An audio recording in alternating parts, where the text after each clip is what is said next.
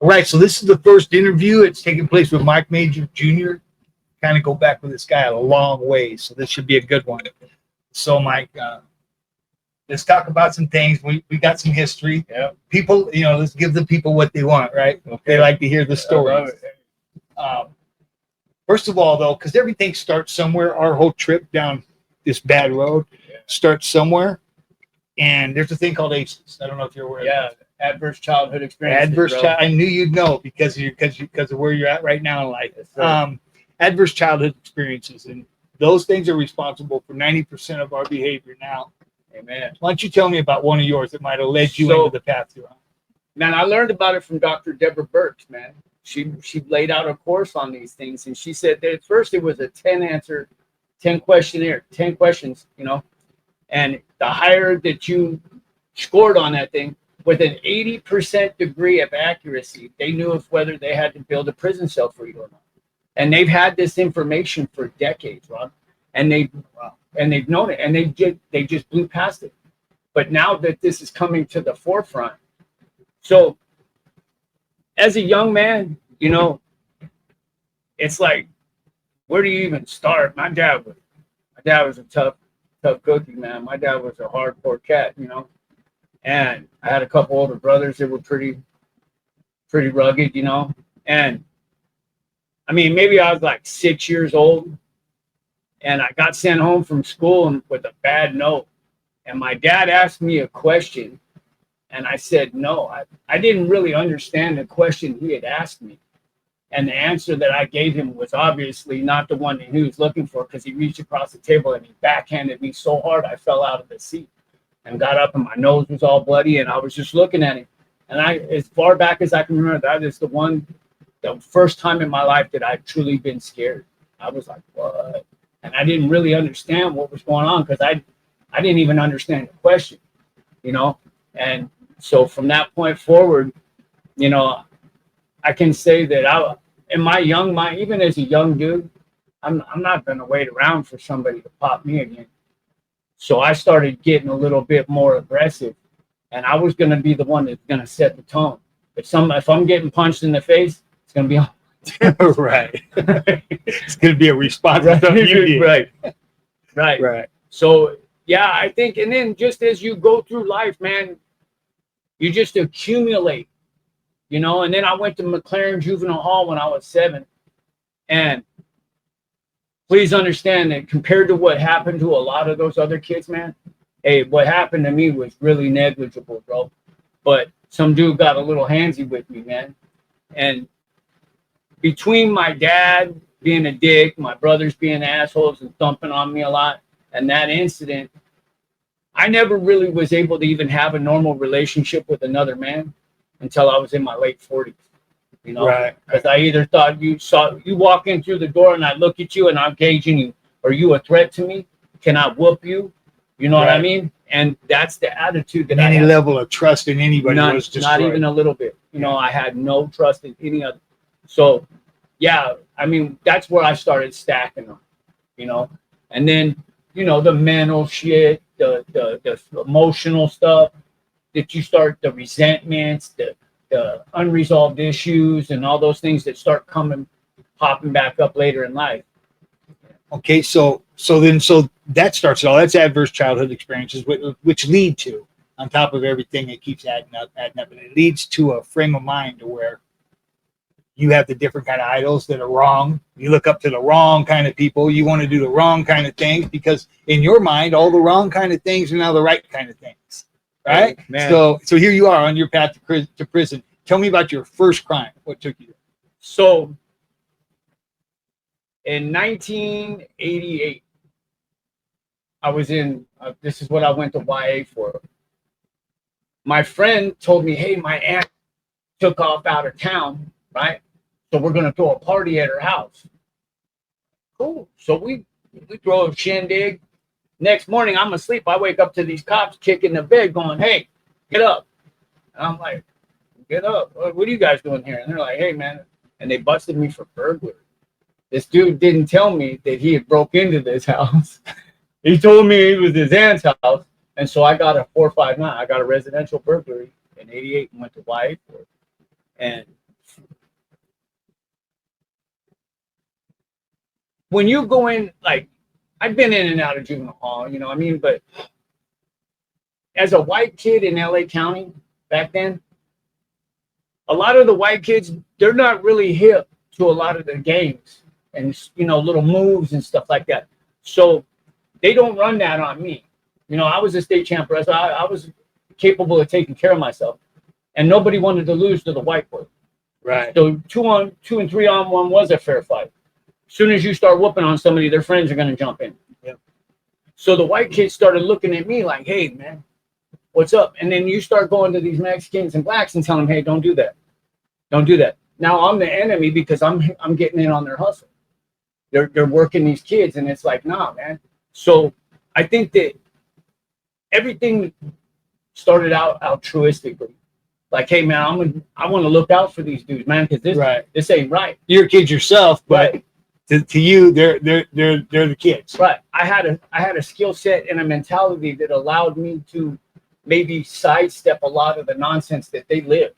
Right. So I started rocking a certain way, and when I got to SRCC, a couple of those older cats were like, they were like, hey, come here, man. What's your get down? And I was like, hey, I'm just me, man. And they're like, well, not anymore, homeboy. You're with us. And you said our idols became the wrong guys, you know. And these dudes, you know, like Fed and a couple of these other dudes that I saw, that like, look at these dudes go. Look at this. Sign me up. I want that. And I was talking to one dude and I said, hey, man, he said, you want that? That's how, you know what you got to do to get that, bro. It's going to be a long,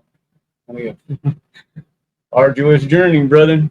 And I signed up right then in my heart right there. And I meant it, bro. At that time in my life, Ronnie, I said, you know what? This is what I want. And this is what I'm going to do. That's when you became a writer, yes, or we're on the path to it. No, that's when And YA, affectionately known as Gladiator School. Yes. By the time you get to prison, you've got both feet running. YA is a preparatory school for prison. It's high school before you get to college. Yep. And so all the little hustles and games and this and that, sidestep all that. And, you know, I came into prison with my hand raised. Pick me, put me in, coach. I want it. So for people that don't know, because we kind of brushed over this a little bit, you became a Nazi lowrider. Yes, I did. And Nazi lowrider for a long time was the premier tip in the Department of Corrections and the muscle for the brand. And people don't like saying it. But I didn't like it, but it is what it is. They recruited us the for the policies muscle. and procedures that came down from on top. Yeah. Until the time came that it was not. Now I don't ever talk bad about any tips or anything like that because I don't want to invite trouble. No. But you were a writer. We were to ride, and we were doing a lot of terrible things to a lot of good people, 100%. And it is what it is, right? But that's the path we were on. So you leave YA and you get to the penitentiary, and now you're a writer. You know what I mean? You're NLR, and you're rolling through there, and guess what? There's a no hands-on policy, and you can do what you want. Nobody can do a damn thing about it. Because you know what? You're Junior. You're Michael Mangers, and you're a Nazi lowrider, and you own this motherfucker this right is here. My yard. Tell me about it. So you get to that point where it's like your reputation and character are unassailable, and you have the blessings from the upper ups that ADSEG dictates policy for the main line, because that's where all the hitters are at. That's where all the guys that put in the work sit back there and they dictate policy for the main line. So when you come out of the hole, because when you first get to prison, any prison, like you get off the goose, you go, the first thing I'm doing is signing up. I'm going to the hole. I'm going back there to check in and see who's back there and what's up, fellas. I'm here. What do you need? And sometimes you leave the hole with the keys to the yard that you're going to, and they hand that to you and they say, here, I need you to do this for me. And so you got to go out there and be the bearer of bad news to somebody. And sometimes the only way to take the dude off the ladder ahead of you is to pull him off, you know. And again, some of those things we wake up with, we can't take back. Right. Some good dudes went down by the wayside because of that. But political aspirations, you know, and you get to a certain point where it's like your hands off, and nobody can touch you, nobody, and you're in this zone. And in your 20s, that's a heady business, bro. You start getting like, man, I'm King Kong around here, and you start believing the hype, and you start going down that road, man. And like I said, Ronnie, from the word go, I went in with my eyes open. I knew exactly what I was signing up for, and I was down with it. I embraced it, bro, and I was like, yeah. So, okay, so let's talk a little bit about the ride. I mean, there's things you can do and don't want to say, and things you do say, and you know, it is what it is. So we've talked about gangster a lot, Maurice. Man, love that dude. My dog, man. So you're in the hole. You're in the cell. This is a little bit. You're in the cell. I guess you're by yourself, or you cell you left or something. Yeah. And so Maurice is wherever he's at, close to you. What's going on there? So him and Ronnie Prince were cellies, and they got into it. So Keys, the little cop over in Cork and Shoe, comes over and says, "Hey, you got a choice. What do you want? You want gangster? You want Ronnie?" I said, "Keep saying Maurice over here, man." So he comes back and goes, "You got to go over there." I don't care. That's my bro, man. I'm going over there. And me and Maurice, man, you know, that's a good dude, man. He is one of those dudes that will ask, you know, a lie hates questions. Yep. And Maurice is one of those dudes that you better keep it 100% with at all times, because that dude will question you, and he's got a memory like an elephant. And he'll come back to you and say, "Hey, hold up. Hey, brother, the other day when we were talking, you said," so, you know, he's got a steel trap mind, and he's a savage. So, and he's not with any of the nonsense. So you keep it clean with him, everything's good.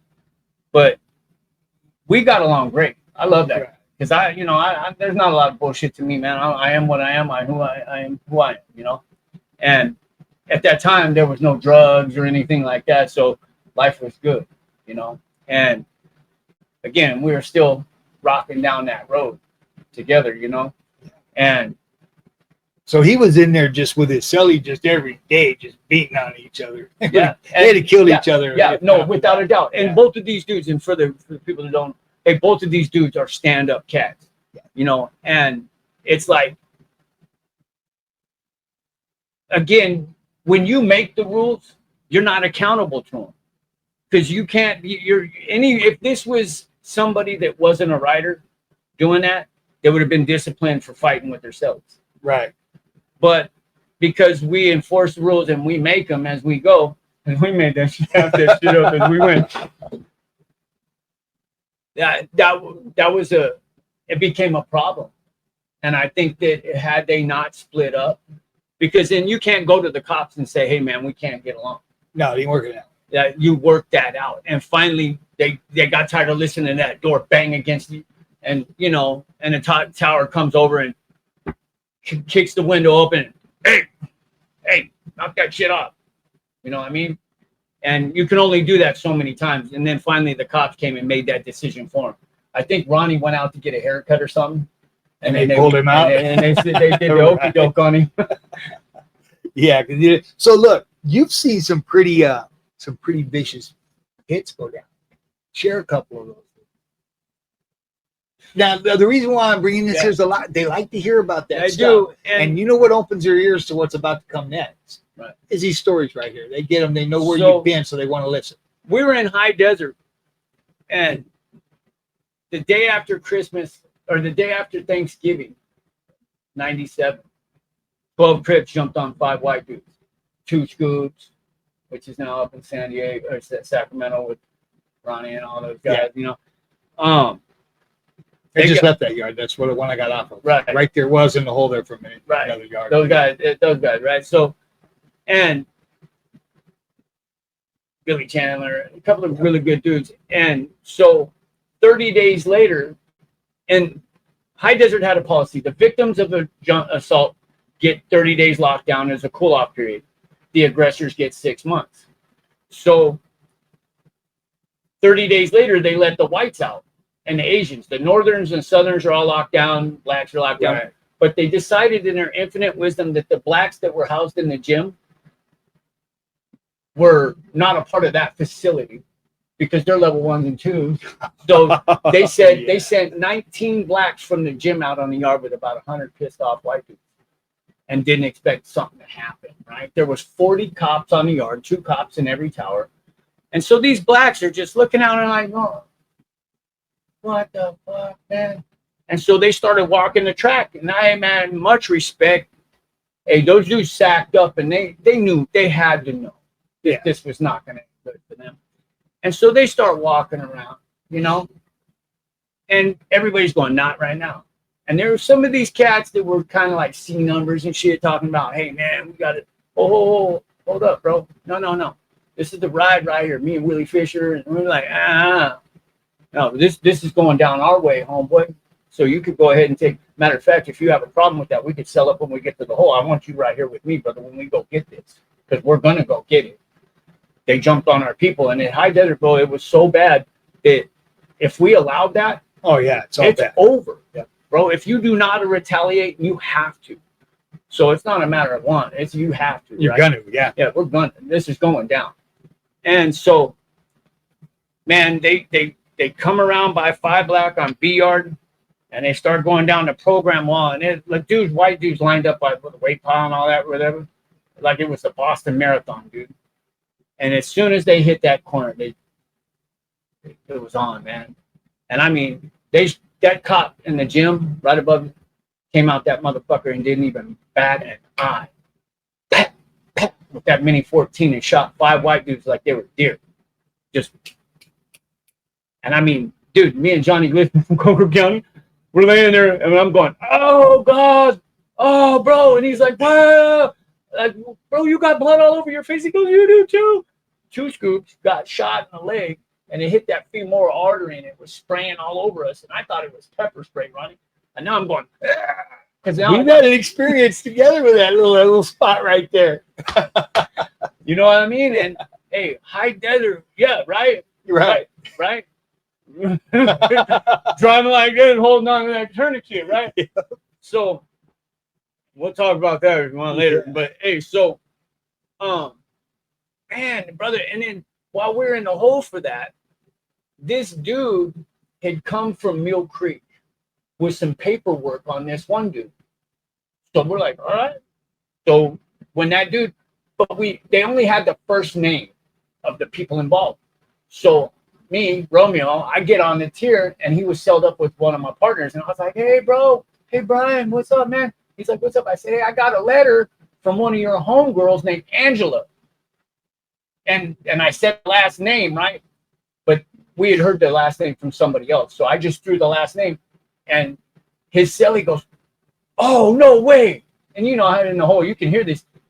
So Brian's like, hey, bro, you probably want to talk to my cellie about that. And I go, what's up? He goes, hey, bro, that chick's a rat. Well, how do you know that? She's my crime partner, bro. She told on me. Well, in the paperwork, they all told on each other. Right. So he just fingered himself. You know what I'm saying? Right. That's how diabolical this crap is, right? So all we needed to do was get confirmation that that is his case. Yeah, okay, so cool. So we sent Rhino out there. Rhino, put it on him. So, and then we got to thinking, was like, well, the guy that brought that paperwork, right? Well, how long did you live with the dude after he gave you that paperwork? Because in that paperwork, it said he was a rat too. Right. So he was like, oh, I lived with him for a couple months. As soon as I got endorsed, he gave me this transcripts and stuff to take up here. So you lived with this dude for 2 months knowing he was a rat? And you didn't do? Oh, well, showtime. Another one down. Send him out on a helicopter too, bro. So again, it's not just the move, it's the diabolical politic twist that comes around it, bro. If you're not on your freaking game at all time, 24/7, you have to be on point. Because they're not playing. This is for real. And bro, you're gonna end up on somebody's plate. and the politics are ferocious. Like there's this guy all over the TikTok and all that stuff talking about, was the ride ever effective? No, the ride was never effective. They were never blah blah blah. You know, one of the premier Mexican dude. So I looked into him. I got his paperwork right here. Yeah, he's all dirty, and it happened to be So when the whole a rider come out of his cuffs, and got that dude right.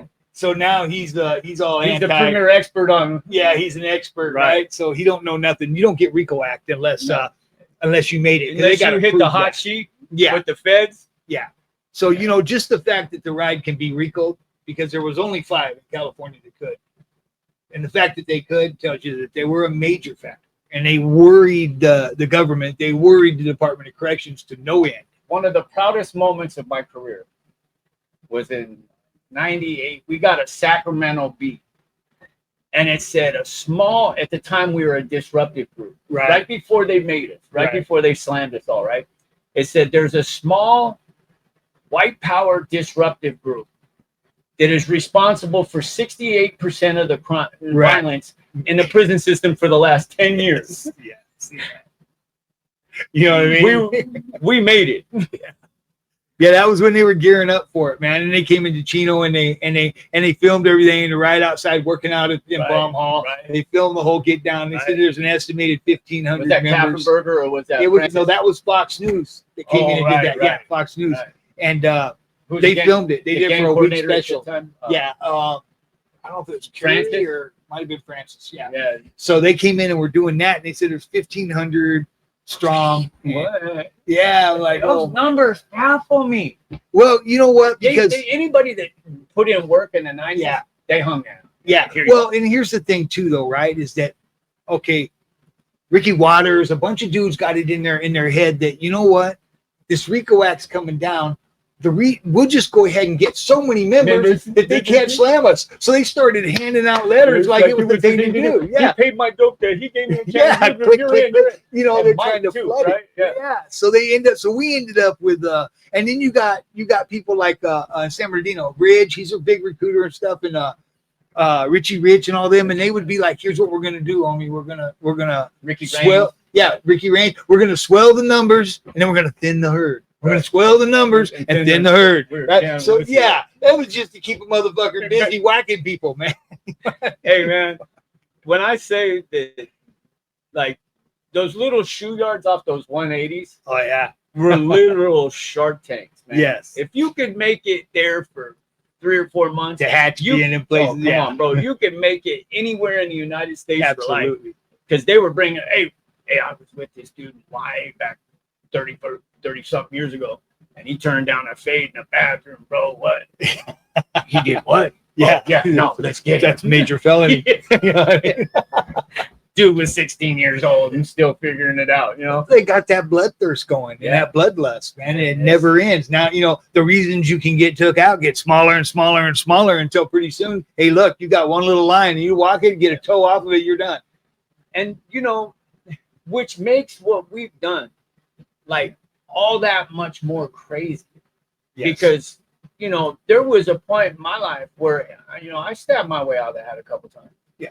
I mean, if you haven't, then you really ain't a right. Wasn't hard to get in the hat. And you can work your way out. You know what I mean? And I've you been in the hat, the sombrero, the yarmulke, the beanie, the stingy brim, the fedora. Yeah, hey, man, I've worked it all out. Yeah, equal opportunity. So, but now they can buy their way. Right. Yeah, you know, and even with those cats with those fucked up custody designations. Yeah. You know, those R's and shit, they can pay $500 a month and stay on the yard. And stay on the yard. And yeah. It's like, wow, man.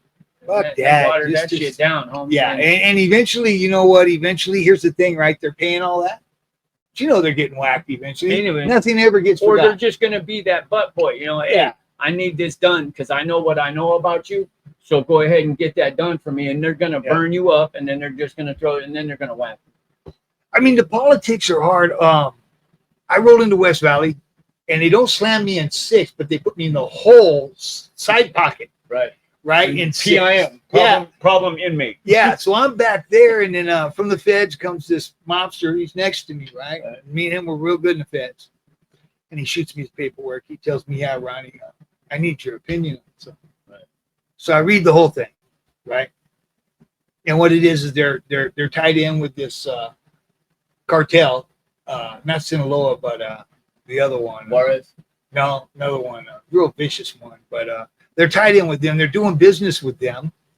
But they got this dude, Perico, out of Norwalk, who's all bad, tied in the middle of it all, right? And what's happening is this cartel has agreed to make one of the mobsters their dude. The mob has agreed to make one of them theirs. So you can read this whole thing, and you can read where they're trying to take over each other's tip. 100%. And then they want the Serenos or the mob to back the Pisces when they're down here doing their get down. Right. They paid $200,000, but it turned out, homeboy finds out that Perico's been working for the ATF the whole time, and they're taking these mutual con. And they're taking these dudes. They're going to take these vicious dudes down, and all this is going on. And he gets warned off of it. So he's in the feds. Now they're all in the county jail in West Valley and slammed up, and they don't want to talk to each other. They're doing this or stopping what they're doing. Right. And he's going, yeah, Ronnie. I go, well, what's up, brother? He showed me, his pictures of his kids and wife and all of that. He goes, fuck, man. He goes, I was going to get out. He goes, it's a conspiracy. I said, so he goes, I want to take the plea bargain they're putting on the table right now. This is the feds. Because I got crimes. It's a conspiracy. So you plead guilty. You just hold on. Everybody. Right. Yeah, he goes, and they're going to whack me. Yeah. I said, well, then why'd you show me the picture of your wife and kids? They obviously don't mean that much to you, right? But they really do. He's just in a bad spot. He goes, well, what do you think about everything you read? I said, I think, why stop now? You know who the guy was that was bad. You know where all the dirt was. It's out of the way now. You're going to pay the price for it. Keep on thumping. You might as well hit the gas, partner. Start making that money. That's what you got to come away with. Yeah. So, anyway, it's your story. I can get away taking care of it. No. Hey, brother, look, I want to put it on the record that, hey, look, again, me and this brother got deep water between us. We know each other very well, and again, I need to put it on the record that this dude right here has one of the sharpest minds that I've ever run across in my life. And I'm going to tell you, man, we've been around some really top-notch players. And this man right here has got a very, very sharp weapon between his ears. And I'll tell you that this dude is probably one of the smartest people that I've ever met in my life. And to just sit back and press play and watch him go is a privilege. We were sitting in our cell in Lancaster, and this dude told me one time, he said, you know what the problem with us is? We're rich men trapped in poor men's bodies. And he was working on this pressure cooker thing, and he would draw, and the discipline that this dude put into this. He was doing his legal work. He won, 17 grand? 26 grand. 26 grand off of some other shit. And this dude was just doing. And he would never allow his circumstances to dictate his mentality. He imposed his mentality on his circumstances. And that is a rare dude.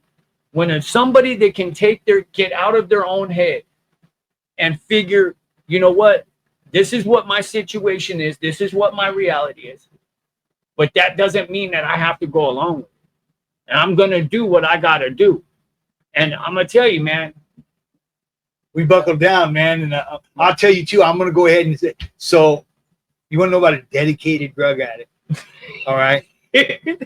Nothing. He was not going to quit. He didn't care. He didn't care how many times the big hand came down and said, give up the ghost.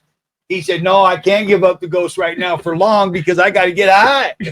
But you can't keep me dead and OD'd for more than maybe 10 days. And you got to let me back there, man. I need to get high. I was so worried that my best friend, my dog, and me and him were really close. I was worried that if ever there was anybody who wasn't going to get out of prison for doing drugs, it was going to be Mike. He was going to OD and die. And I don't know how many times you've OD'd. I know one time you did, and you went out for a very long time. Right. In Mill Creek. Mill Creek. So, yeah, man. So it was my partner's birthday. It was September 22nd, 2013. And we partied on his birthday. We drank. And every person that's gotten down understands that there's one thing with a heroin junkie that you do not do is mix alcohol and heroin. If you're good, you shoot some heroin, then you can drink because you can moderate a little bit of how you drink. But Janis Joplin, Jimmy Page, oh, hey, look, or Jimi Hendrix, and all, they'll tell you that you cannot mix those two drugs. So some guy comes up to me while I was playing poker, and he's like, hey, can I give you some heroin for what I owe you? And it was a nugget too, you know. And I was like, well, so I told my cellie, I said, hey, come here. I said, hey, you want this shit? And he's like, yeah, come on. So I go make us a couple papers, hook us up enough to make our money back, and then hook us up something when I come home and we'll get down. So when I come back in the cell, I did it. And he walked over to the table to go rinse the outfit, and I looked over at him, and he looked back, and I'll never forget the look on his face, bro. He was just like, and that's the last thing I remember, right? And I wake up, bro, and I told this story before, and I'll tell you, bro, I've been shot, I've been stabbed, I've been through a lot, bro, and I'm gonna tell you right now, I ain't never been that scared in my life, bro. I woke up, I had a tube down my throat, I couldn't talk, had all these people around me, and bro, you could have told me I was Batman, and I'd have believed you. I didn't know nothing. And this lady's like, hey, motherfucker. I'm looking around, and I see this cop, this lady, and she's like, you know where you're at? And I'm like, no. She said, you know how you got here? I was like, no. She said, you know who I am? And it was my old building cop. And I'm like, yeah. And she's like, you selfish little bastard. People love you. I had to fuck you up right now. And I was like, and I go out again. And when I wake up, I'm looking around. I'm like, what the fuck? I'm in it looked like somebody's renovated living room. And I'm at this part of this hospital in Jackson, right outside. You know, I'm looking around and I see these two cops just looking at me like, and I look over, and to this day, one of the most beautiful women that I've ever seen with my own two eyes. Hey, bro, this woman, and she's bawling like a child. And I'm looking at her, I'm like, yeah, I'm the one in the hospital bed, baby, why are you crying? And she's like, hey, you know what, man? She said 97% of the people that come into my ER in the condition that you're in don't come out. And I was like, so I started getting a little slick with her, and she's like, hey, hold on. She said, I've had your life in my hands for the last couple of days, so I think I got a little more respect coming in on this.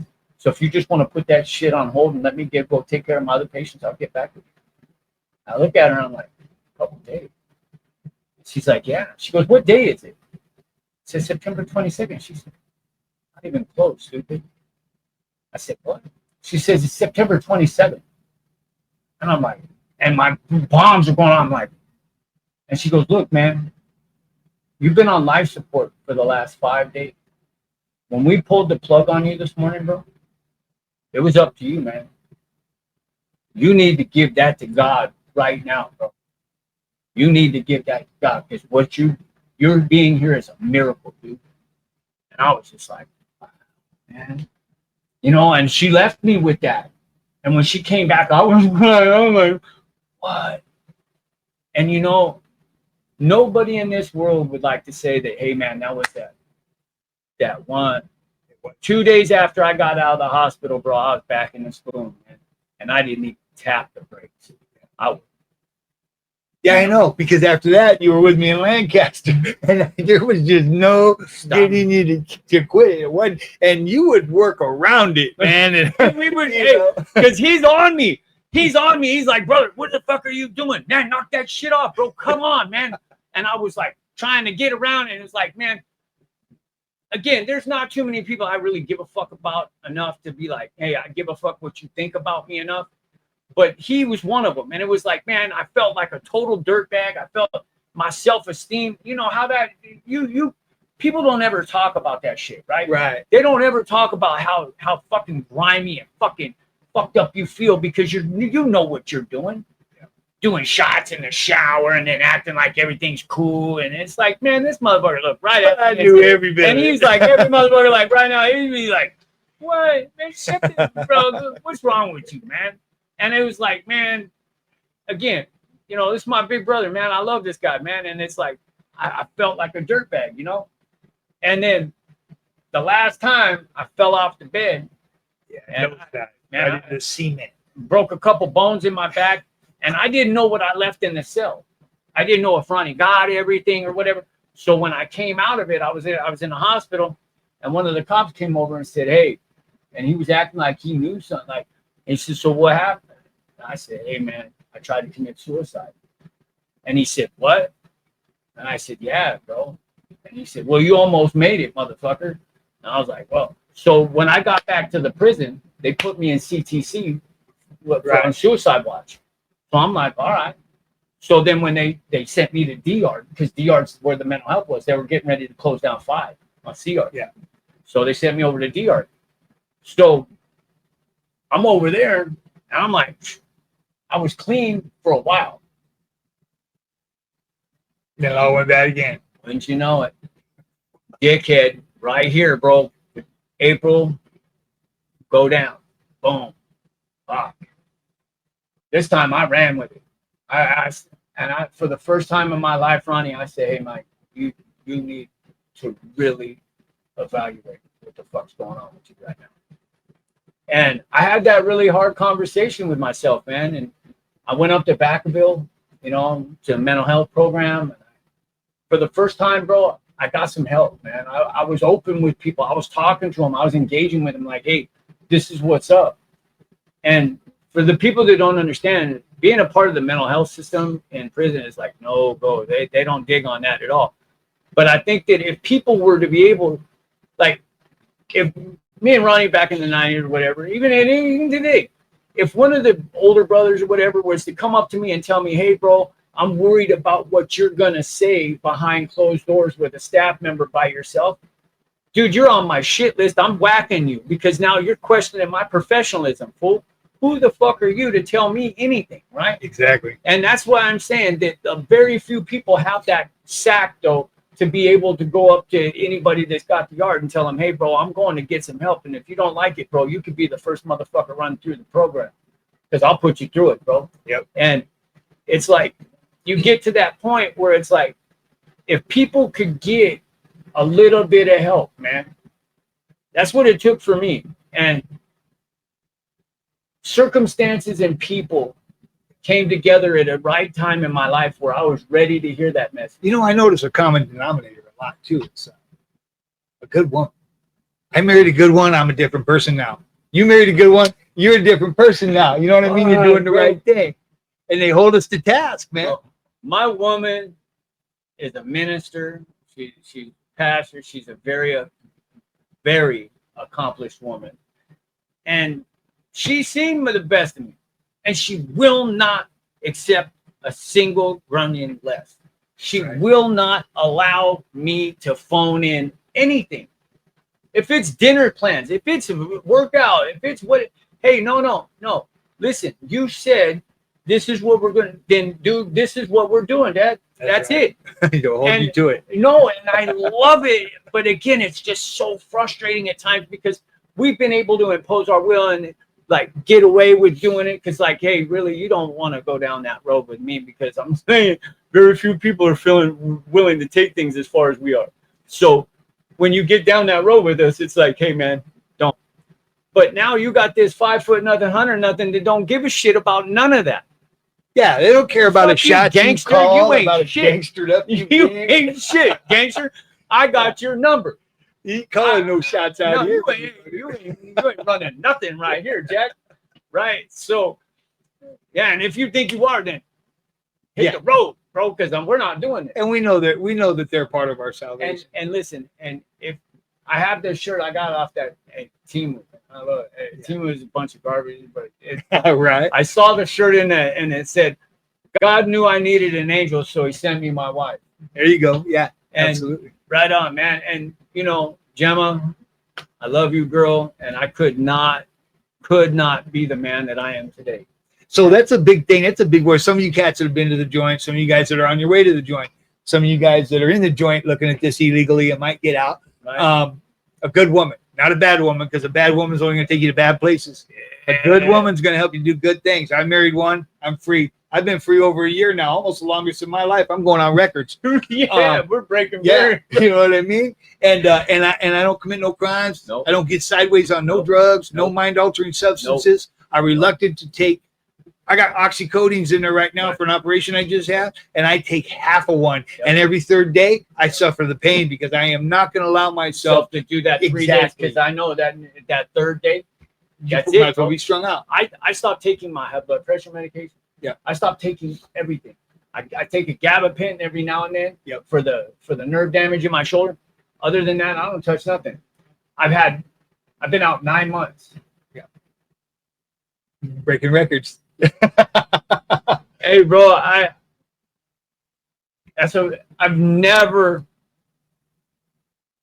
been out 9 months, but I've never done this kind of 9 months.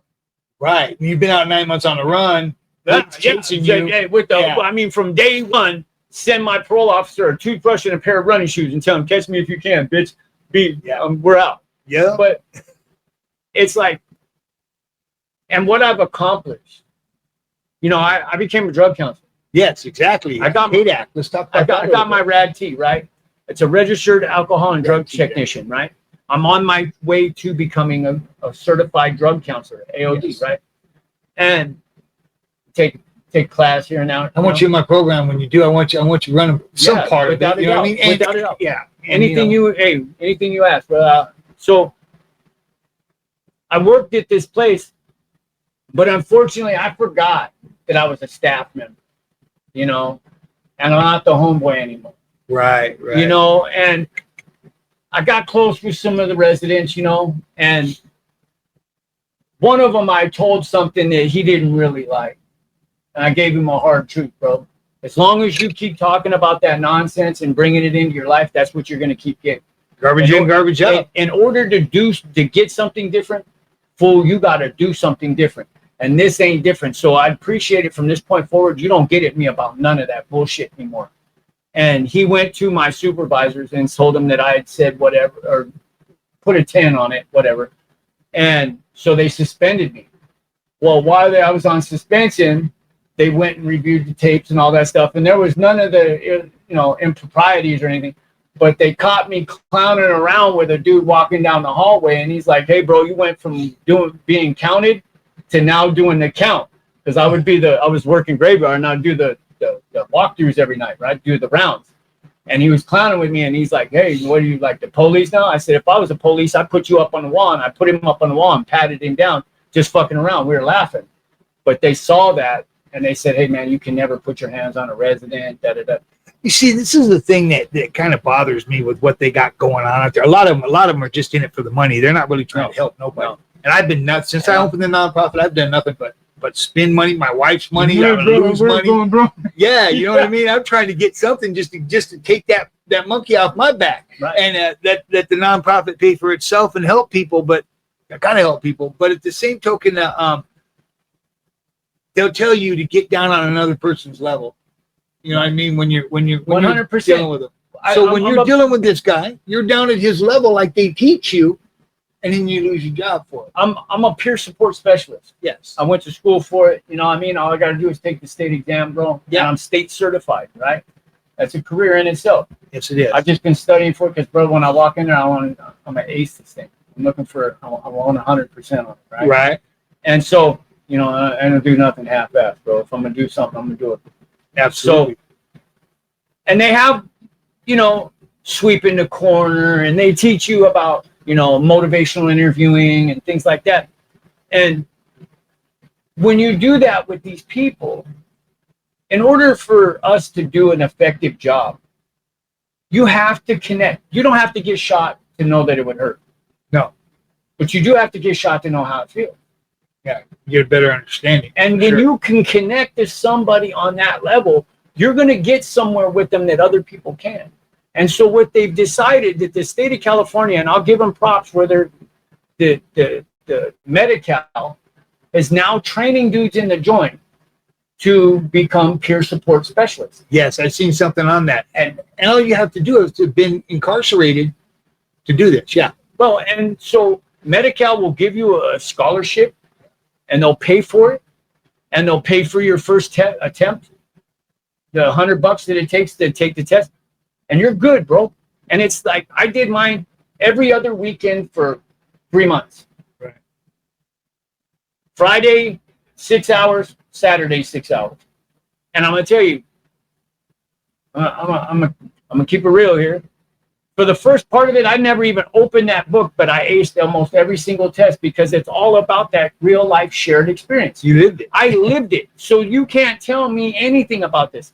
And they're suiting up a group of us to send us back down in the pit, and they want to see that they can trust us to do it, and they're going to send us back down in the pit to go get some of the brothers and bring them home.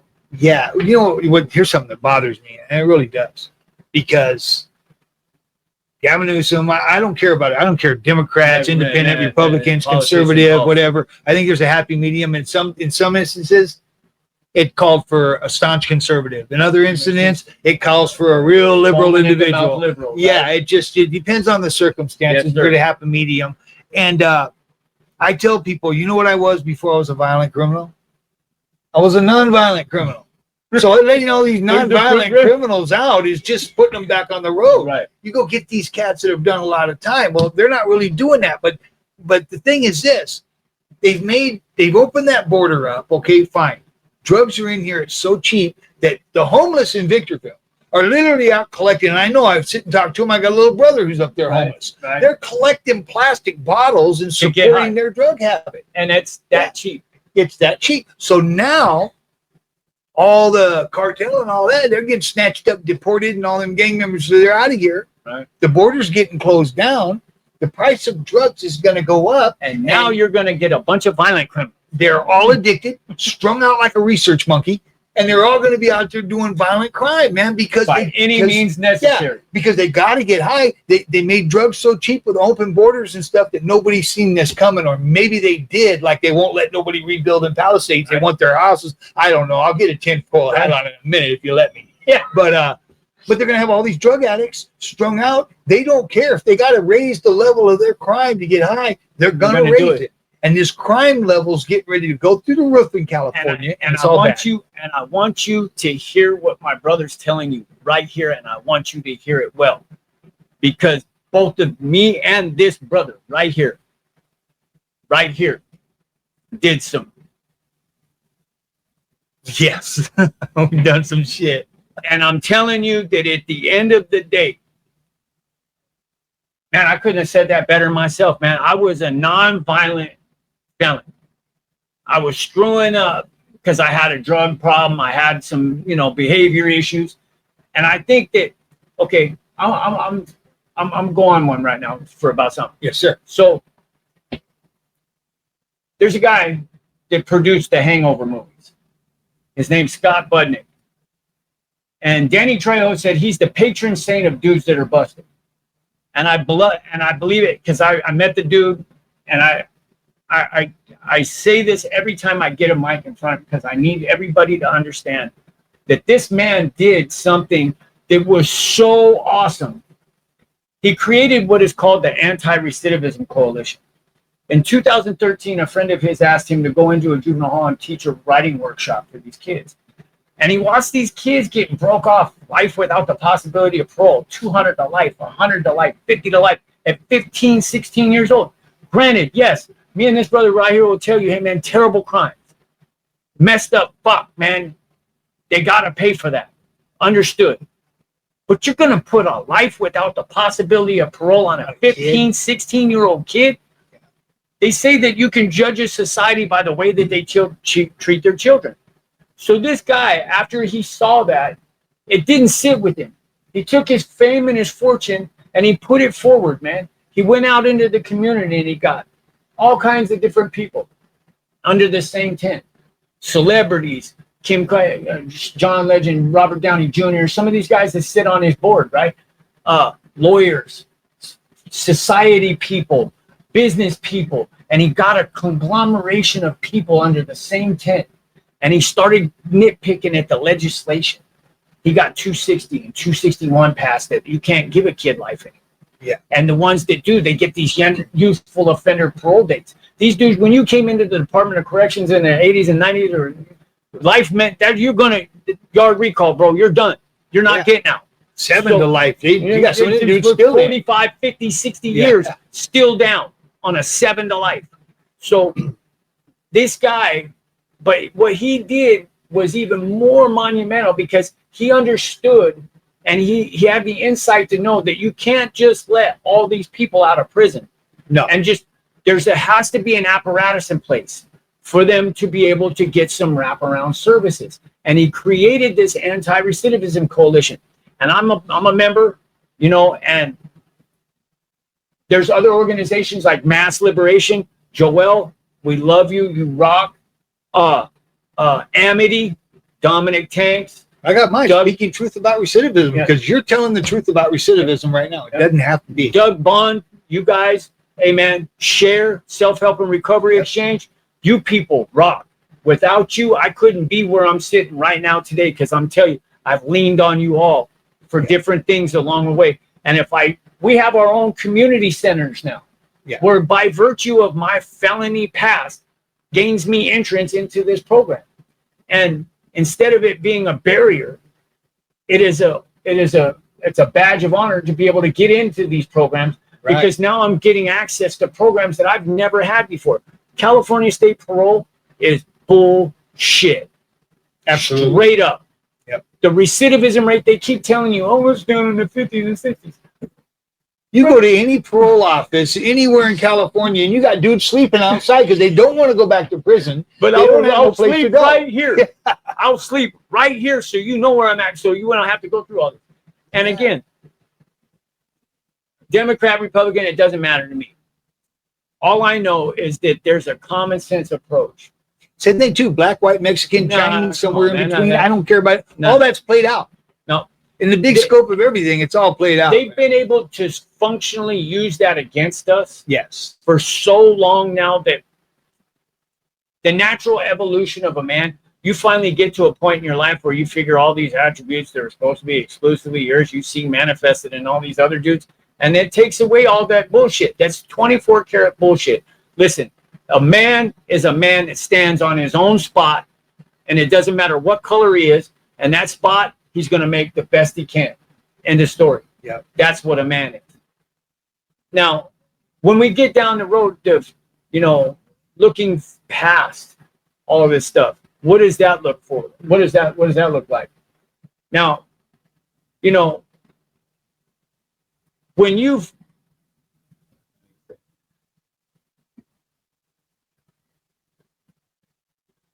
run out of crimes to commit, when you've ran again, it's like, hey, I've done it all, you know, and at some point, you know, I mean, I ain't never done no sex crimes and no weird shit, but it's like you get this and you've been able to survive it. When you come out on the other side of it, and God willing that you do, man, and I pray to God every day for people that are still caught in that struggle. I say that sinner's prayer and I say that serenity prayer every day. And I mean it from the bottom of my soul, man. Please forgive me for, you know, for my trespasses, because I'm trying to forgive everybody that's ever trespassed against me. Let's talk about that too, because Christianity became a big part of everything. It's probably the major thing that it brought you to your knees, 100%. Like you told me. It's the only thing that ever brought you to your knees. Yep. And so in the spiritual realm, being on your knees is the only position of power that when you submit, and we hate that word, man, convicts, submit, surrender, none of that shit. I don't have backup. I don't have quick. I don't have brakes on my car. You know what I mean? All gas, no brakes. But when I finally surrendered to the principle that I can't do this by myself, man, I need help. And my wife, steady. It helps too. She's a minister. And she's a minister. But you know what? There's a lot of ministers out there. Anybody can find one. They don't have to be married to one. No. But the fact that the proximity was so close, that helped a lot. And I mean, I was an Odinist for 35 years or something. So at the end of the day, I've never looked at it like a religion. It was like just my culture. It was me identifying with my culture. And when I gave my life to God, I said, hey, look, man, I got down on my floor, Ronnie, and I looked, and I swear I proned out, and I said, God, I'm not making any deals with you. I'm not putting any conditions. This is not me. I don't know what to do. I don't know how to do this. All I know is I cannot go back to that. I can't, because I'm going to end up dead. And to tell you the truth, I got a little bit of life left in me, and I want to live, man. You got a lot of life left in you, know, and I got to that point where I thought, you know what, man, God don't want nothing. Man, I've done some really fucked up shit, man. I wake up with shit every day, Ronnie, that I can't take back, bro. Right. And I'd give anything to take it back, but I can't, bro. So what do I do? What does that look like, you know? And so God gave me this thing, man, and he said, hey, you know, you're a new creation, right? Every day you get to work towards being a better version of you. And, you know, to the brother still caught in a struggle and still caught in a joint and you're doing your thing, and at some point, in order, and I just said it earlier, in order to get something different, you're going to have to do something different. And for me, that looked like me proning out on my floor and just saying, God, I can't do this by myself. I need help. And I would like to report that the minute I did that, life was great. And, That's not how it well, you works. only bring in, you just have a different set of problems. Yeah. And I'll tell you, I'll trade this set of problems for that set of problems any day, right? Well, I mean, okay, so I'm not a Christian, but I mean, most of my friends are devout Christians, and it's who they are, and so I know a lot about it. I know that the world you're in today, that God's not going to put nothing before you you can't handle.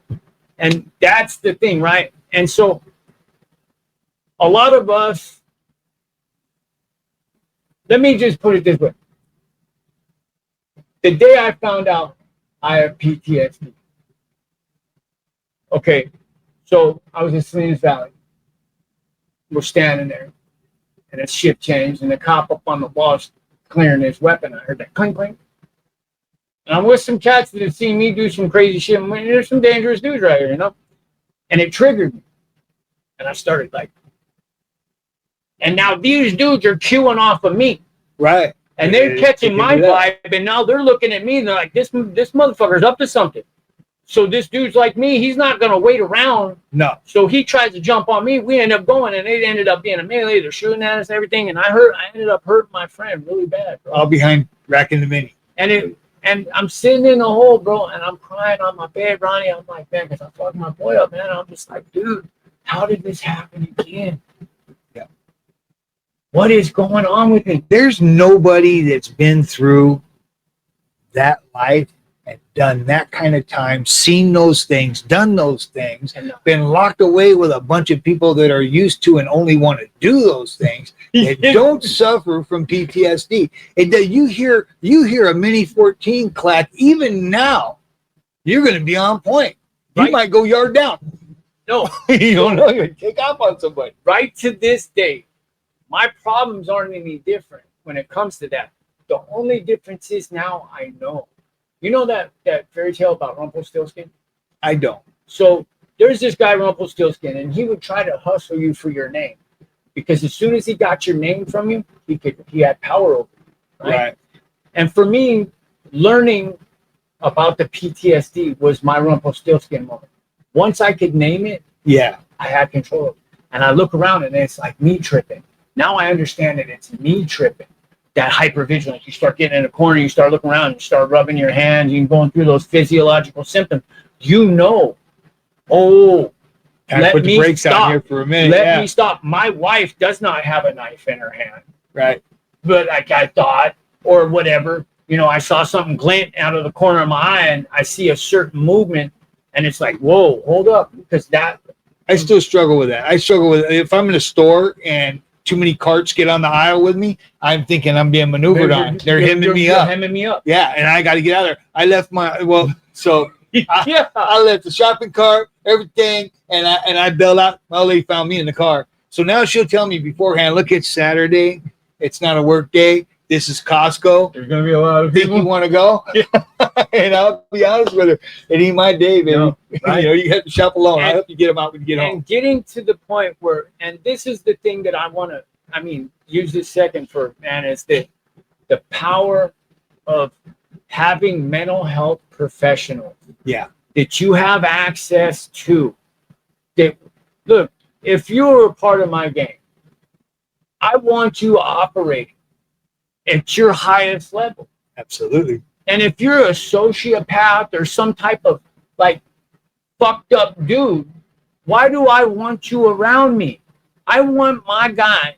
I want my brother This dude right here is my brother. I want him functioning at the highest level that he can function at. Because when he's with me like that, we're going to do good things. We're doing good things, bro. Not this dumb shit. And, when you start adding drugs and you start adding politics and you start adding egos and things like that, man, all that shit goes right out the window. Right. And, there's a thing you say, you get back to mental health a lot. And there's a reason for that.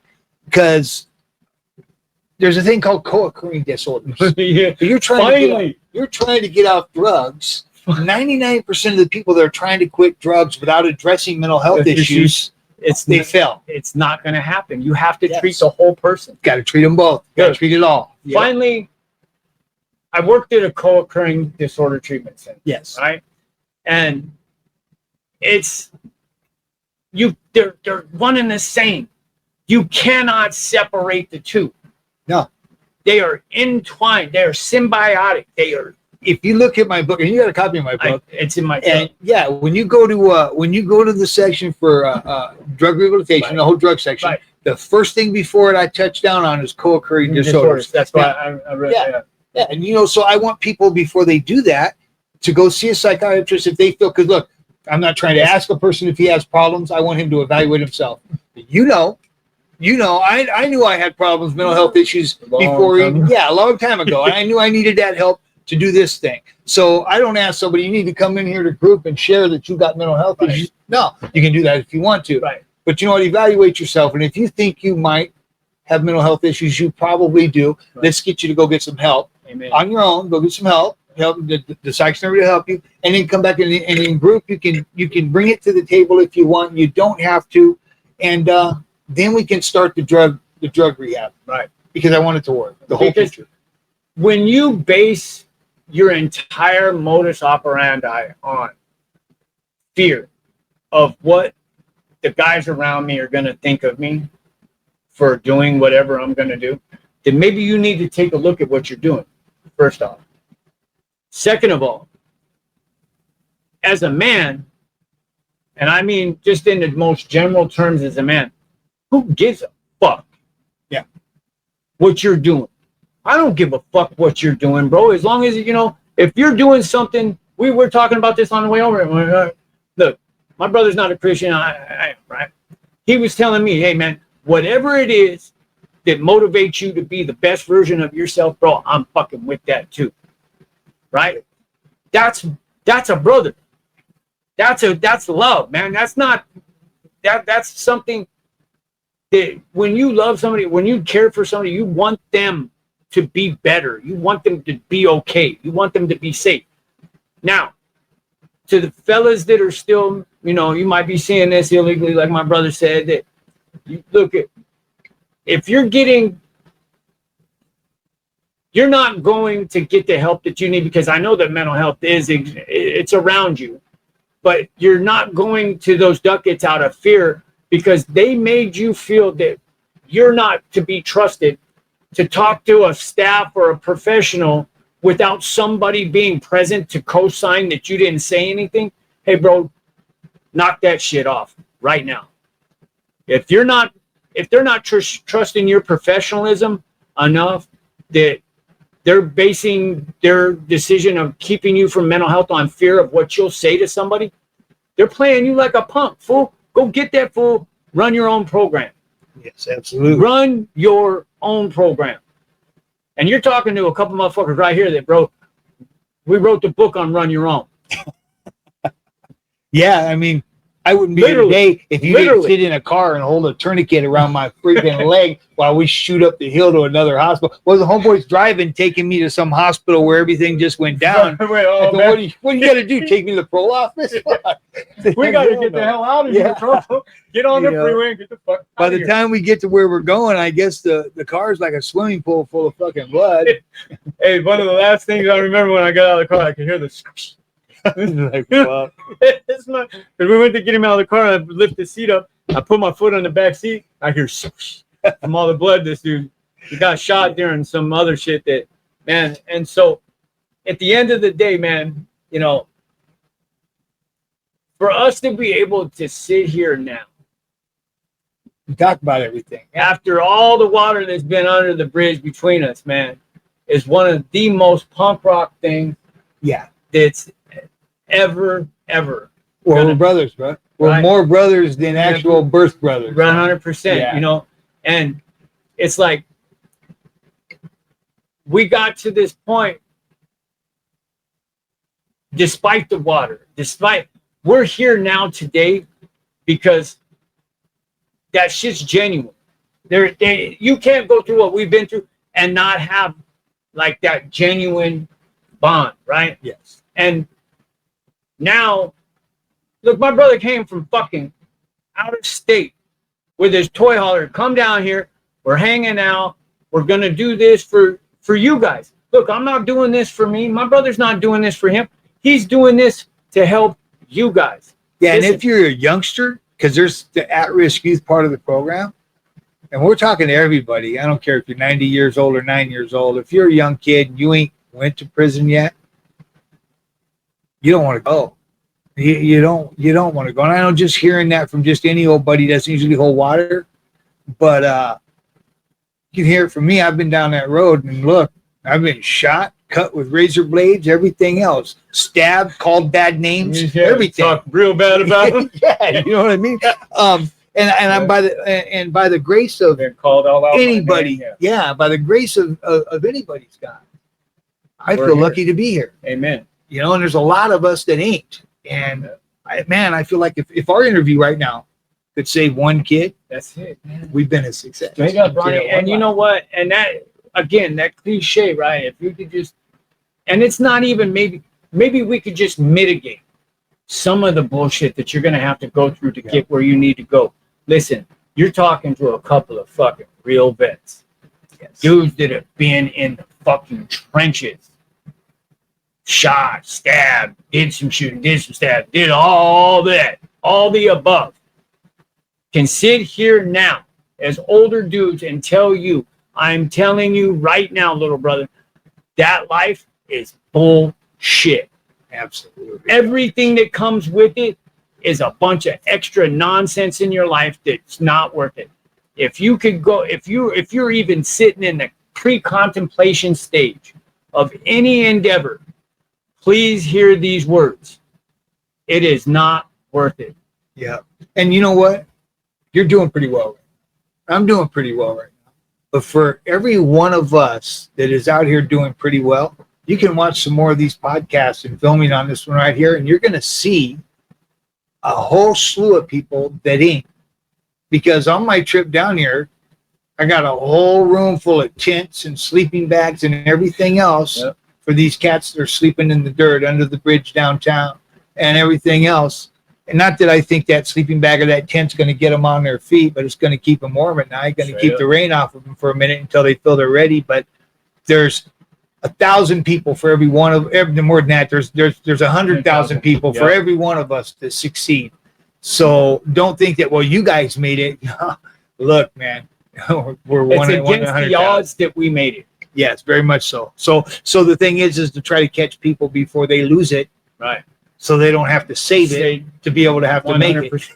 You know? Right. Hey, and you know, to this day, I still go by the Dollar Trees and stuff like that, and get the 10 packs of underwear and socks and stuff like that, and I keep them in my truck or in my car. And every now and then, I see the brothers, man. I go out there, and sit there. Hey, sis, here you go. You know, and I had something happen to, and as a drug counselor, you're going to have these moments if you haven't had them already. Well, you've had some that humbled you. You told me about one about the Asian girl. oh my God. Go ahead, run that down to us. Let's hear Oh about my. So watch this, man. So this chick was young, man. She was in her early 20s, man. And when I got off work, she was sitting behind my car, you know. And if there's ever a look of traumatized, this girl had it. You could tell something really bad happened to this girl.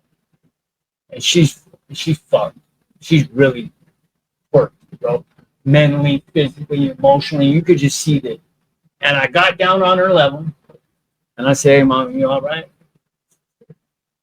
I said, hey, am I bothering you? Is this bothering you? You know, she's like, so I'm going to let you be. So I go across the street to the Starbucks and I get her something to eat and something to drink and I come back over. because I got to talk to her because I got to get her away so I can leave because I can't back up, So I'm like, but at the same time, my heart, man, just something in my heart, man, just wouldn't let, man. If you've ever seen somebody that's just really traumatized, man, and you know that feeling, so I wanted to reach out to her. And so I'm going through this with her and we're talking and, I back off and finally I asked her, I said, hey, is there anything I can do for you? You know what I mean? She's like, nah, I'm good. And I said, well, how about this? How about I get you a tent? At least that way you can have a little bit of privacy and you can hang out. And she said, no, maybe somebody else could use that. And I was just, in my mind, I was just like, this girl is probably at the worst moment of her life. And she still had the fucking humanity to think of somebody else. And it broke something in me, brother. And to this day, I can't look at that shit. I even get I can't think of that shit the same way, man.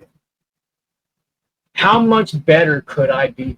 You see, that's the thing too. As a drug counselor, as a counselor, as being in there trying to help people with their situations, you have a lot of them moments. And I had one where I went into a store out here, and then because I got the programs in the prison, some chick tells me, "Hey, you're so and so." I told her, "Yeah, I am." She goes, "You wrote the book, put the program into Soledad North." I said, "Yeah." She goes, "My husband got out. He did your book." Oh wow.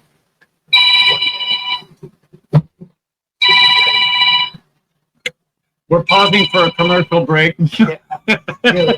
Right.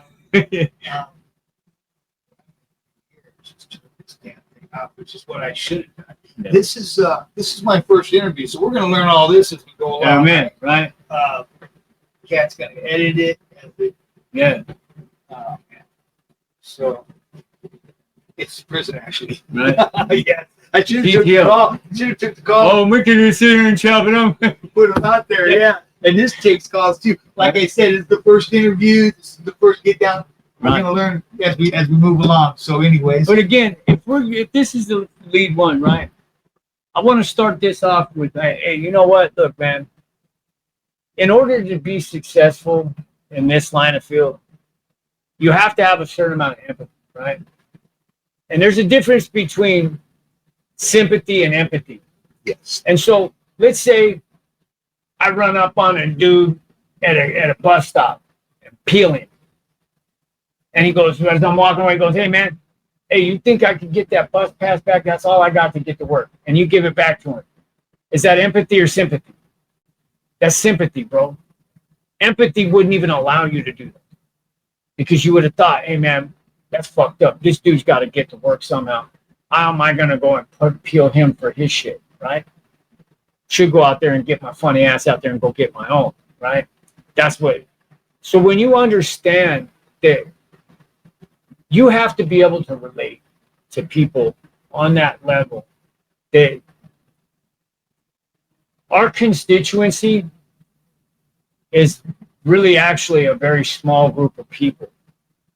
That it could be the trickle down effect, right? Because we've been through so much that I can really relate to a lot of the things that people are going through, right?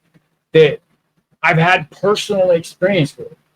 So when you get to that point and you can say, for the first time in my chicken shit existence, bro, I can say without an ounce of pride or any type that I have a lot to offer.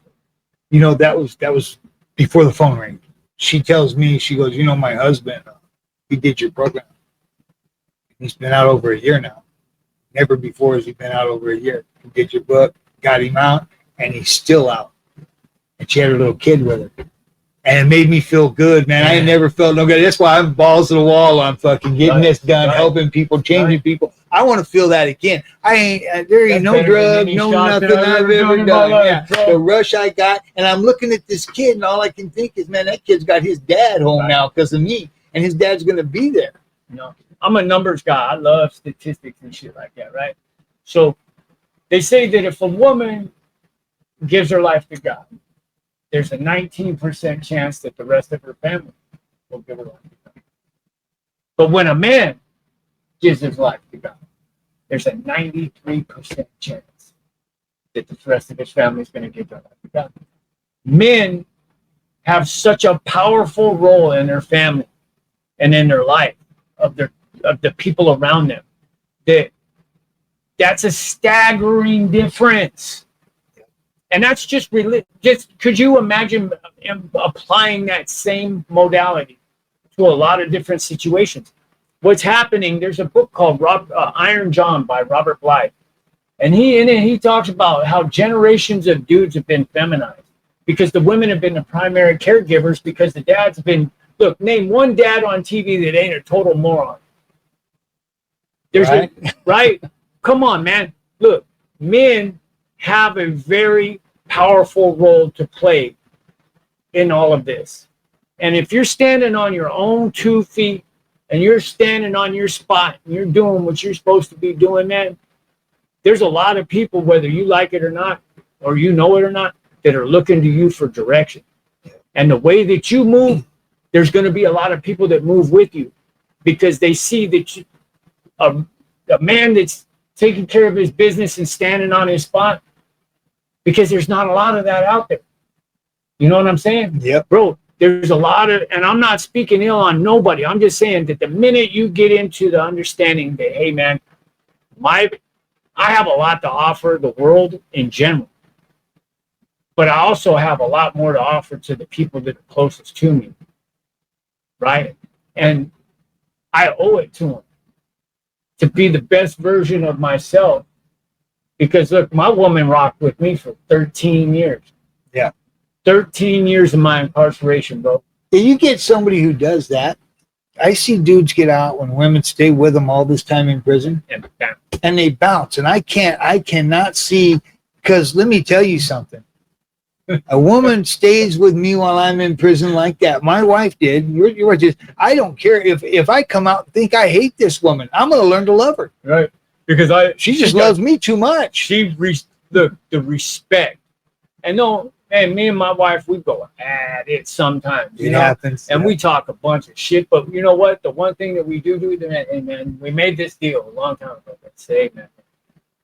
And then I'm going to use the little God, right? Because God gave me that grace to say, right, hey, you know what? I don't hold none of that. And you know, all the bad stuff against me.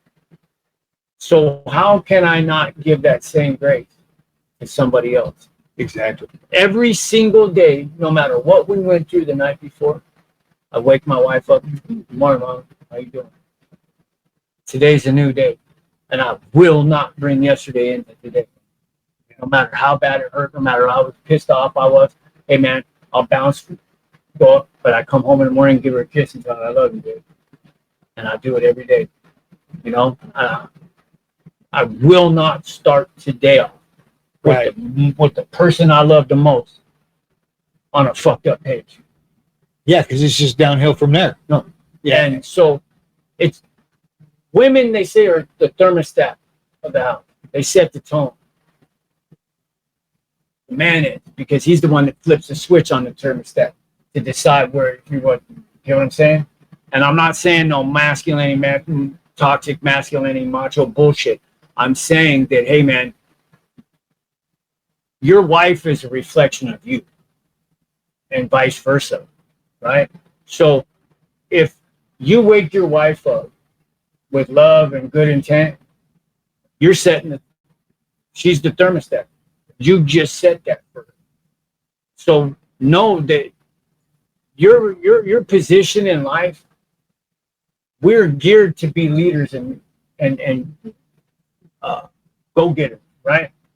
And when you take people with you,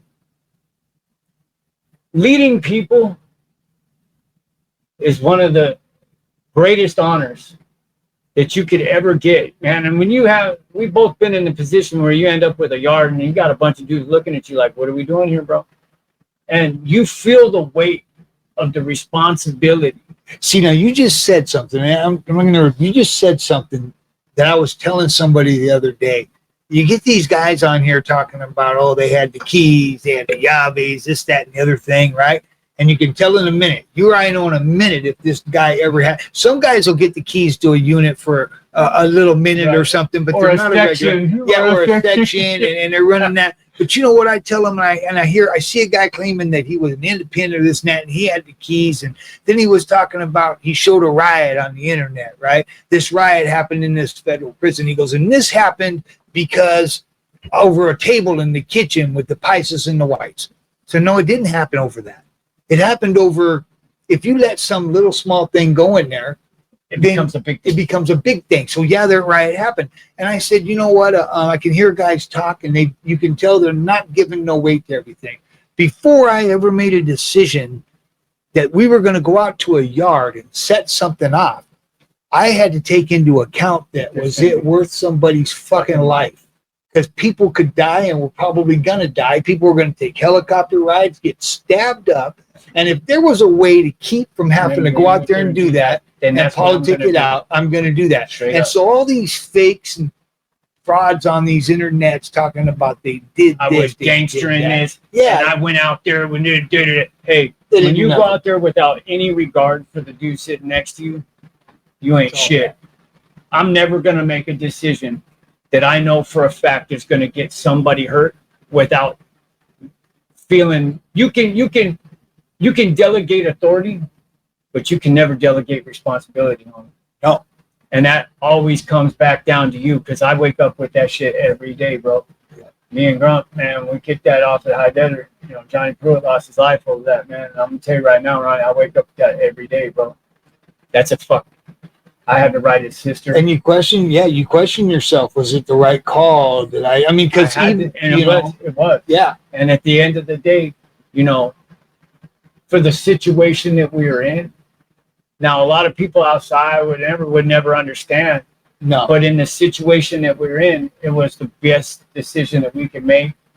It was the best of bad decisions that we could make. Yeah. And it had to happen. So unfortunately, you know, it happened. And there's other things that have transpired that other people have lost. And it's just like, you know,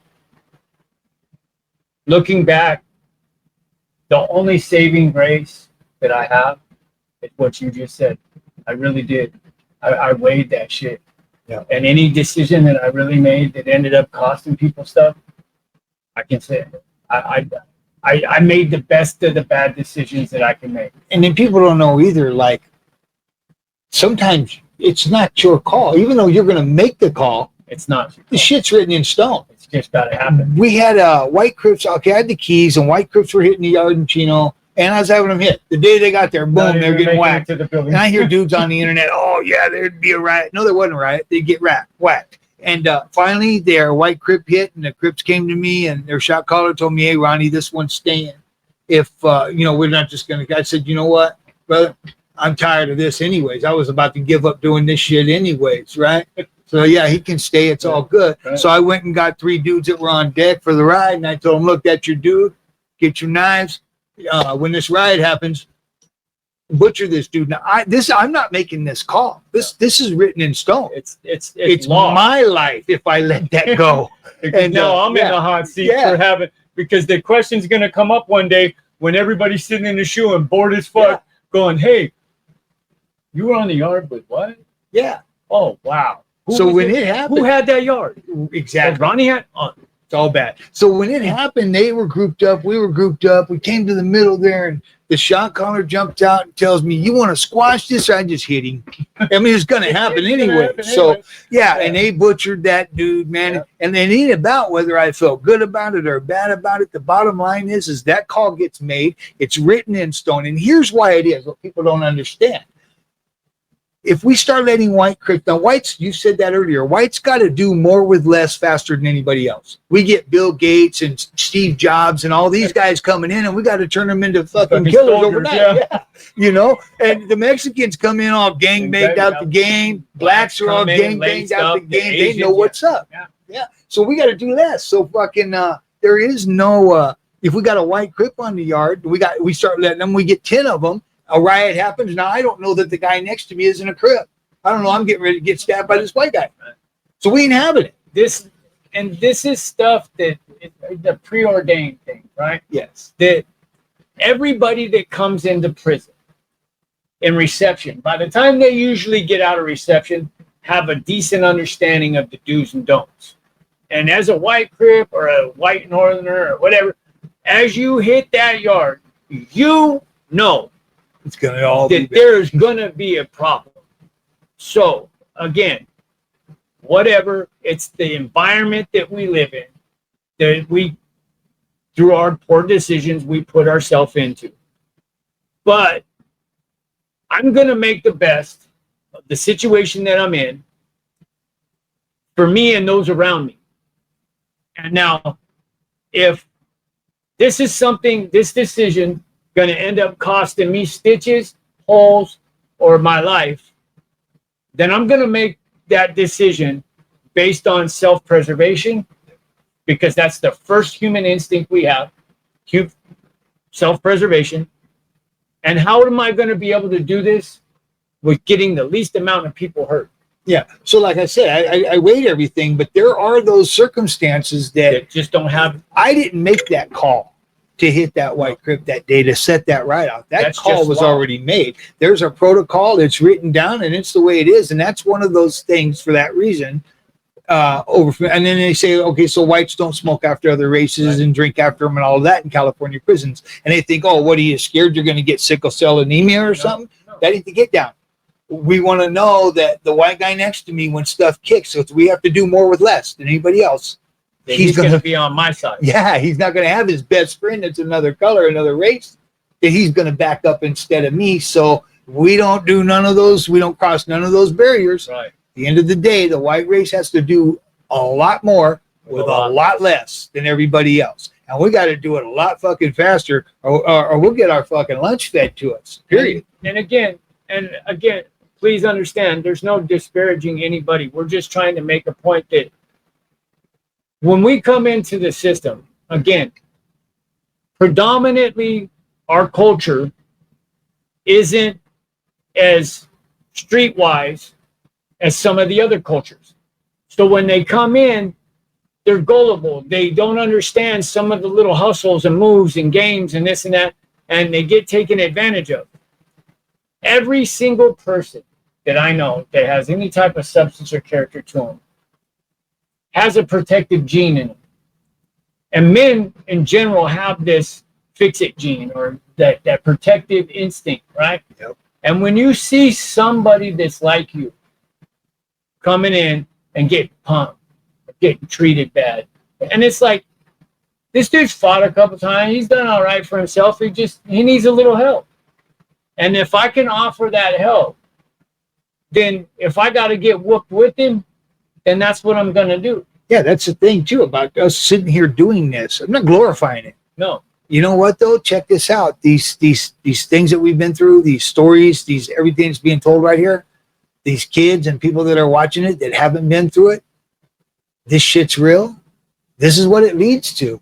When I tell you, if you're a young white kid and you're getting your little ass in trouble, you're going to come to the penitentiary and you're going to hit a place where they're going to put a knife in your hand, they're going to lace your boots and tell you you're going to be a fucking soldier and you're going to be one real fast and you're going to exercise on these days and you're going to be out there in that yard in case something kicks. Rain, sleet, snow, doesn't matter. Do you want that for your life? Right now, it takes me longer to get anywhere than anybody else. My wife trips because I'll stop and be amazed by something on the side of the highway as a tree. My wife's, what are you doing? I'm looking at a tree. It's bad. Hey, I need you to come out to the house too, because I got to show you my backyard. Right. So I have this chair. It's a rocking chair, and every now and then I call it my gratitude chair, right? Because if I need to get my head out of my ass, I go sit in that chair and I look out at one of the best views in California, homie. Oh yeah. I got Santa Monica over here in Beverly Hills here, and it's like, it's such a beautiful view. And it's like, it reminds me, before I got out, we were sitting in these people, it was during that Carmageddon thing, when they were building that extra lane on the 405. You know, Tycho's one that supervised that. Right. Tycho Delaney, he's a quality control inspector now. Oh, right. He's balling out there in San Jacinto. He's doing good. And so I remember them just like traffic and oh my God and this and that. And I remember telling myself, dude, do you know what I would give to be in traffic right now? Do you understand how much I want to be in traffic right now? If that's the only problem that I got. Because your worst day out here is better than your best day in there. Bottom line. 1,000%, big brother. Yeah. And bro, at the end, in conclusion, I guess we could say that don't say no to drugs, say no to dummies, and don't be a crash test dummy. Yeah, because I was going to ask you if anything, right? This interview right here, right? What is it you hope most to come across to people with that they pick up from it, that they take away from it? What would you hope at the end of this, that everything we've sit here and chopped it up about with the people here, what is your thing you would want them to carry away with them the most? So if you've ever seen somebody that has that charisma that attracts you to aspire to something that they're doing, right? I ask you to stop, right there. Be your own motivation. Aspire to what you want. If you see somebody else doing something that you want to do and it inspires you to do that, make sure it's worth it. Make sure it has something of value. Make sure it makes sense. Please, man, I'm begging you to understand that not all that glitters is gold, man. And if you can just take, I gotta press this. If you could just take that 1 minute to look behind the facade, because it might look good, it might talk good, it might sound good and this and that. We know a lot of these paper gangsters, man, that as soon as you get past that facade, bro, there's nothing to it. That dude's a coward. He's a bitch. You know what I mean? There's nothing to it. So, but they got the game down. They know how to do it. Take that extra minute to look behind. Where is this cat coming from? Where is he doing? How's he moving? If he's not doing what he's supposed to be doing, the one thing I can promise you is it's going to go down. Everything that you build on unsolid ground is going to fall. If you build something on some legit, we've made a lot of money in our lives, bro. And hey, man, I'm starting out at 54 years old. Again, just barely making it, man. But I'm doing good. But the thing that I'm building now is based on something that they can't take from me. Exactly. It's mine, man. It's mine. My truck out there, that's mine. I bought that. You know what I'm saying? I did that. The insurance, I paid that. For the first time in my life. Got my California driver's license right there. I got my social security card right there. Right. You know, these are the things right here, man, that we're going to be on the air, so we don't know how, you know what I mean? Right. Some strange cats get up there. Edit that. Do not show my ID. But at the end of the day, man, build your shit on solid ground. And anything criminal, I can promise you, the mob's got a saying, right? You know, the Italian one. You can't hustle an honest man. Because an honest man is just going in to get what he earned. He's not looking for anything more than what he earned. The only time that you can hustle a motherfucker is when he's trying to get over. Right? And you get him with that lure and you pull him in and you're done. So, again, build it on something that is worthwhile. Something that contributes to the greater good for the people around you. And even if you don't, even if you're just one of those one-way kind of cats that's just for you, bro, build it on something that's going to last. Yep. Perfect. And that's Mike Mangers Jr. We go back a long way. In fact, he saved my life. I like to think in some ways I felt save his. Without a doubt. and And this is a great interview, brother, but we're going to do it again because there's a lot of stuff we missed. Yes, sir.